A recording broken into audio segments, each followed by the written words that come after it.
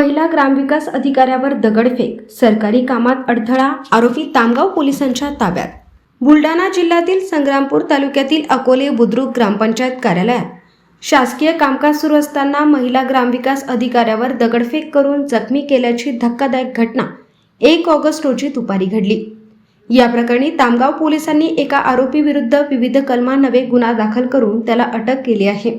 Tamgaon police ठाण्यात दाखल फिर्यादीनुसार कुमारी किरण केशव चांदेकर वय 35 वर्ष या अकोली बुद्रुक ग्रामपंचायतच्या ग्रामविकास अधिकारी असून त्या 1 ऑगस्ट रोजी दुपारी सुमारे 2:30 ते 3 वाजण्याच्या दरम्यान वरिष्ठ अधिकारी व इतर कर्मचाऱ्यांसमवेत ग्रामपंचायत कार्यालयात शासकीय कामकाज करत होत्या. दरम्यान सूरज सुधाकर ससाने वय 27 वर्ष राहणार अकोली बुद्रुक तालुका संग्रामपूर हा कथितरित्या मद्यधुंद अवस्थेत ग्रामपंचायत कार्यालयात आला.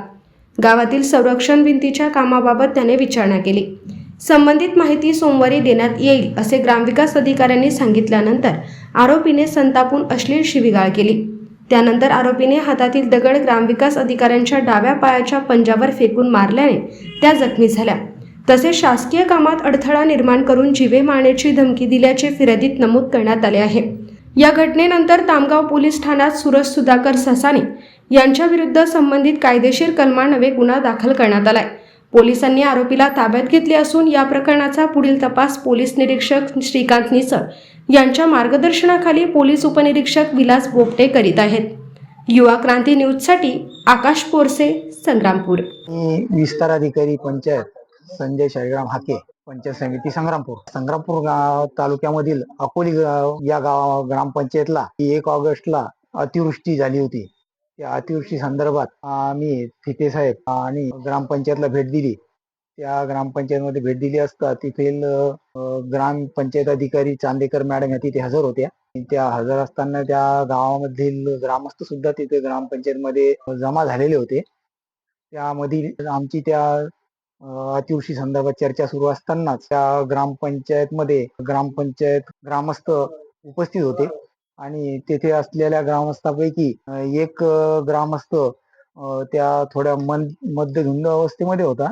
तो तेथे येऊन त्या ग्रामपंचायत अधिकाऱ्यांना महिला कर्मचारी या नात्याला न शोभणाऱ्या भाषेमध्ये बोलणारा शिवीगाळ करून अशा पद्धतीनं काहीतरी, त्यामध्ये आम्हालाही ते थोडंसं योग्य वाटलं नाही.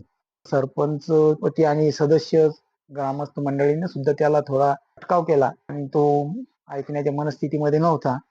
अशा पद्धतीनं ती जी घटना घडली, ही घटना खरोखर अशी कर्मचाऱ्याकडून काम करून घेण्याचं असलं तर ही पद्धत त्याला नसावी.